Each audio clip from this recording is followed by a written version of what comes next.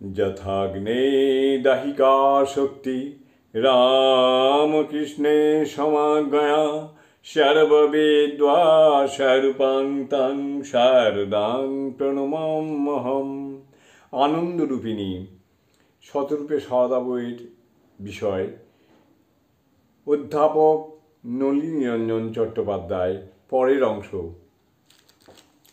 শ্রীরামকৃষ্ণের কণ্ঠে একটি গান শুনে সীমা বিশেষ আগ্রহের সঙ্গে শিখে নিয়েছিলেন বলে ব্রহ্মচারী অক্ষয় চৈতন্য উল্লেখ করেছেন।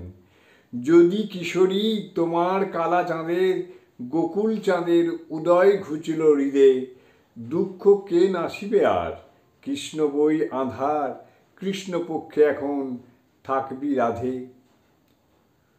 কোনো গান সারদা দেবীর অন্তর স্পর্শ করলে তিনি সেটি শেখার জন্য আগ্রহান্বিত হয়ে উঠতেন। কখনো শুনেই সেটি কণ্ঠস্থ করে নিতেন, কখনো লিখিয়ে রাখতেন পাছে গানের কথাগুলি ভুলে যান।